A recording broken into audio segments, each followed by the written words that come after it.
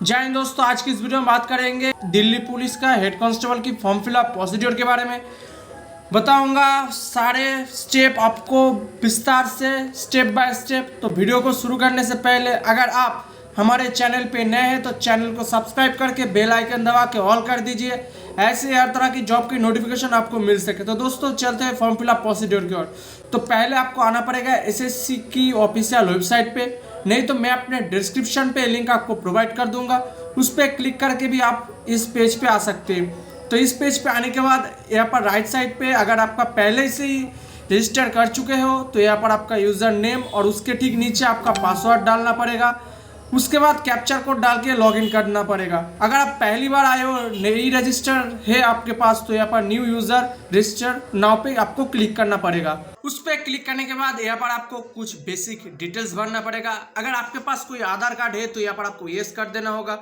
उसके बाद यहाँ पर आधार कार्ड नंबर डालना पड़ेगा। फिर से आपको वेरीफाई आधार नंबर पर आपका आधार नंबर डालना पड़ेगा। अगर आपके पास कोई आधार कार्ड नहीं है तो यहाँ पर आपको सीधा नो करना पड़ेगा। उसके बाद यहाँ पर टाइप ऑफ आईडी से एक सिलेक्ट करना पड़ेगा, driving licence, employment ID, PAN card, passport, school college ID, जो भी यहाँ पर आपको सिलेक्ट करना पड़ेगा। उसके बाद ठीक नीचे यहाँ पर आईडी नंबर पर यहाँ पर आपको आईडी डालना पड़ेगा। उसके बाद यहाँ पर आपका नेम लिखना पड़ेगा। वेरीफाई नेम पर फिर से आपका नेम लिखना पड़ेगा। आपने कभी आपका नेम चेंज किया है? अगर येस तो येस करना पड़ेगा। उसके बाद येस करके न्यू नेम डालना पड़ेगा। अगर नहीं तो यहाँ पर आपको नो कर देना पड़ेगा। उसके बाद आपका पिताजी का नेम डालना पड़ेगा। वेरीफाई फादर्स नेम पर आपका फिर से पिताजी का नेम डालना पड़ेगा। मदर्स नेम पर आपका माताजी का नेम डालना पड़ेगा। फिर से आपको वेरीफाई मदर नेम पर आपका माताजी का नेम डालना पड़ेगा। डेट ऑफ बर्थ पर आपका बर्थ चूज करेंगे, डेट मंथ ईयर के हिसाब से। फिर से आपको वेरीफाई डेट ऑफ बर्थ पर आपका डेट चूज करना पड़ेगा। मैट्रिकुलेशन पास का आप कौन सी स्टेट से बोर्ड से पास कर चुके हो यहाँ पर आपको सिलेक्ट करना पड़ेगा। वेरीफाई एजुकेशनल डिटेल्स पर आपको फिर से वही चूज करना पड़ेगा। रोल नंबर पर आपका 10 का रोल नंबर देंगे। वेरीफाई रोल नंबर पर फिर से वही रोल नंबर आपको डालना पड़ेगा। ईयर ऑफ पासिंग पर आपका 10 का पासिंग ईयर लिखना पड़ेगा। यहाँ पर फिर से आपको वेरीफाई ईयर ऑफ पासिंग पे आपको वेरीफाई 10 का ईयर चूज करना पड़ेगा। आपका जेंडर सिलेक्ट करना पड़ेगा। Level of education qualification of highest level क्या है यहाँ पर आपको सिलेक्ट करना पड़ेगा। आप जिस पोस्ट के लिए आवेदन करें उस एजुकेशन क्वालिफिकेशन भी आप दे सकते हो। मोबाइल नंबर पर आपका एक verify mobile number, valid mobile number यहाँ पर डालना पड़ेगा। ईमेल आईडी पर एक वैलिड ईमेल आईडी डालना पड़ेगा। आपका स्टेट चूज करना पड़ेगा। उसके बाद आपको सेव पर क्लिक करना पड़ेगा। उसके बाद यहाँ पर आपका मोबाइल नंबर और ईमेल आईडी शो हो रहा है। आपको आपका mobile number email ID check करना। उसके बाद आपको कंफर्म पे क्लिक कर देना होगा। उसके बाद आपके पास एक मैसेज शो हो रहा है। आपका जो बेसिक डिटेल्स रजिस्ट्रेशन का वो 14 डेज के अंदर फिलअप करना पड़ेगा, नहीं तो ये कैंसिल हो जाएगा ऑटोमेटिकली। आपने जो मोबाइल नंबर डाला है, ईमेल आईडी डाला है, उस पर आपको एक मैसेज गया है, रजिस्ट्रेशन नंबर और पासवर्ड गया है, उसको आपको एक जगह लिख लेना होगा। उसके बाद आपको ओके पर क्लिक कर देना होगा। उसके बाद लॉगिन पे आपका जो रजिस्ट्रेशन नंबर है वो यहाँ पर आपको डालना पड़ेगा। आपका जो पासवर्ड गया है 4 डिजिट का यहाँ पर आपको डाल देना होगा। उसके बाद एक कैप्चर कोड आपको जो देख रहे हैं यहाँ पर आपको डालने के बाद लॉगिन पे क्लिक करना होगा। उसके बाद लॉगिन पर क्लिक करने के बाद यहाँ पर चेंज पासवर्ड आएगा। आपका जो ईमेल आईडी है यहाँ पर आपको शो हो जाएगा। यूज़र नेम आपका जो ओल्ड पासवर्ड यानी जो पासवर्ड एसएससी के द्वारा जो एसएमएस में मिला यहाँ पर आपको डाल देना होगा। न्यू पासवर्ड आपको चूज करना पड़ेगा। सैंपल की थ्रू में यहाँ पर आपको दिखा रहा हूँ, उस पर ऐसे आपको स्ट्रांग पासवर्ड क्रिएट करना पड़ेगा। वही पासवर्ड आपको कंफर्म पासवर्ड पे डालना पड़ेगा। उसके बाद आपको सबमिट पे क्लिक करना होगा। उसके बाद बता रहा है आपका जो पासवर्ड है वो सक्सेसफुली चेंज हो गया है। आपको फिर से लॉगिन करना पड़ेगा। क्लोज पर आपको क्लिक कर देना होगा। उसके बाद फिर से आपको लॉगिन पे आपका रजिस्ट्रेशन नंबर डालना पड़ेगा। पासवर्ड आपने जो डाला है वही आपको डालना पड़ेगा। उसके बाद आपको कैप्चर कोड डालना होगा। उसके बाद आपको लॉगिन पे क्लिक करना होगा। उस पर आने के बाद यहाँ पर आपको आपने जो बेसिक डिटेल्स भरा है यहाँ पर आपको शो हो जाएगा। वो आपको फिर से एक बार चेक कर लेना होगा। चेक करने के बाद आपको सेव एंड नेक्स्ट पे क्लिक करना होगा। उसके बाद यहाँ पर आपका कैटेगरी सिलेक्ट करना होगा। General, EWS, OBC, SC, ST जो भी है आपको आपके हिसाब से सिलेक्ट करना होगा। आप जो सिलेक्ट करेंगे वेरीफाई कैटेगरी पर वही आपको देना होगा। नेशनलिटी आपको सिलेक्ट करना पड़ेगा। एक आइडेंटिफिकेशन मार्क देना है। उसके बाद अगर आपका कोई डिसेबिलिटी है तो यहाँ पर आपको यस देकर सिलेक्ट करना होगा, अगर नहीं तो यहाँ पर आपको सीधा नो कर देना होगा। उसके बाद आपका परमानेंट एड्रेस डालना पड़ेगा, आपका स्टेट चूज करना पड़ेगा, आपका डिस्ट्रिक्ट पिन कोड देना पड़ेगा। आपका अगर परमानेंट एड्रेस और करस्पॉन्डेंट एड्रेस अगर सेम है तो यहाँ पर आपको यस करना होगा, अगर नहीं तो आपको नो करके फिर से ऐसे permanent address, state, district, pin code डालना होगा। तो सारे होने के बाद यहाँ पर आपको नेक्स्ट पे क्लिक करना होगा।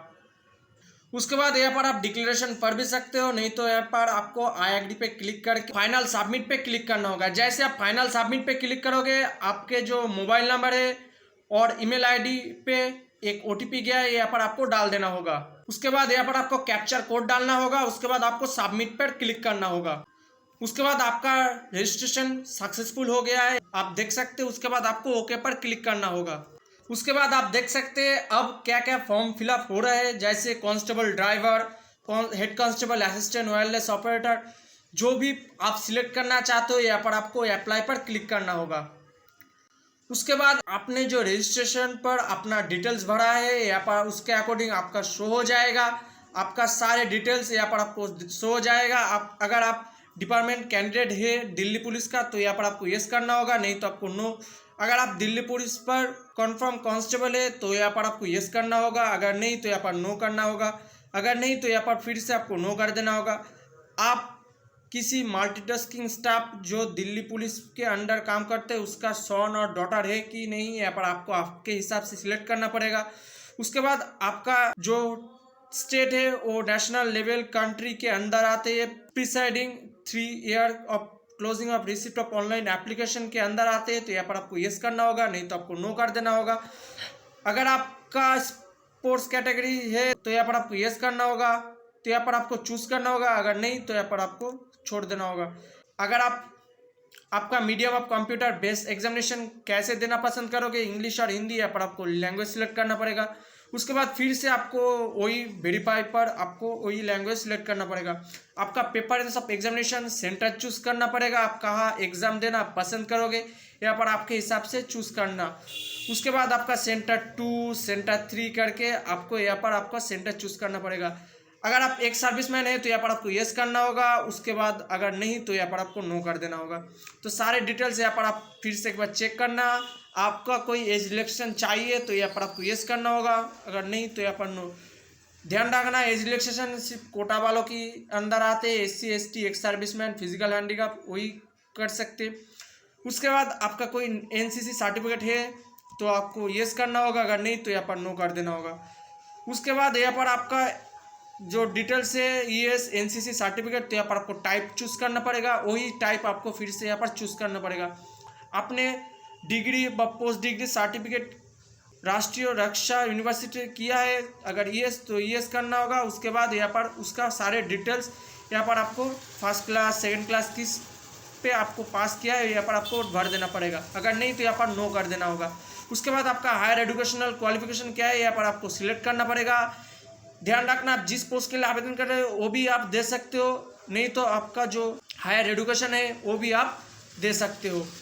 उसके बाद यहाँ पर फिर से आपको चूज करना पड़ेगा डिटेल्स।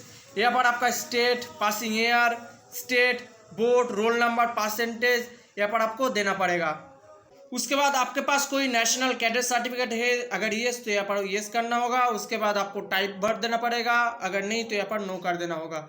उसके बाद अगर यस करोगे तो यहाँ पर certificate number, date of issue, authority, instruction यहाँ पर आपको भर देना पड़ेगा। उसके बाद आपका जो बेसिक इन्फॉर्मेशन है वो आप अवेलेबल करना चाहते हो कि नहीं, आपके हिसाब से भर देना, अगर यस तो यस, नहीं तो आपको नो। तो सारे होने के बाद यहाँ पर आपको आपका फोटो और सिग्नेचर अपलोड करना पड़ेगा। ध्यान रखना फोटो का साइज 20 से 50 और सिग्नेचर का साइज 10 से 20 KB के अंदर होना चाहिए।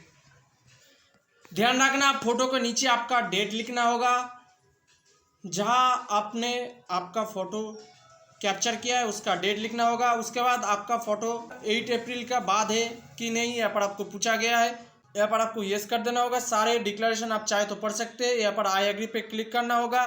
उसके बाद यहाँ पर जो कैप्चर कोड है यहाँ पर आपको डालना पड़ेगा। तो सारे होने के बाद यहाँ पर प्रीव्यू पे आपको क्लिक करना पड़ेगा।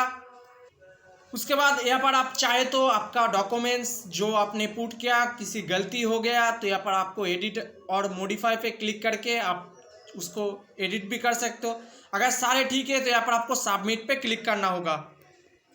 उसके बाद आपको ओके पर क्लिक करना होगा। इसके बाद आपका कोई एडिट नहीं होगा, इसलिए आपको फिर से आपको ध्यान से आपको ओके पर क्लिक कर देना होगा। उसके बाद आपका एप्लीकेशन सक्सेसफुली हो गया है। यहाँ पर चाहे तो आप प्रिंट पे क्लिक करके प्रिंट कर सकते हैं। तो दोस्तों आज के लिए इतना ही। वीडियो का अच्छा लगा तो लाइक करें, कमेंट करें, दोस्तों में शेयर करें। चलते जय हिंद, वंदे मातरम, भारत माता की जय।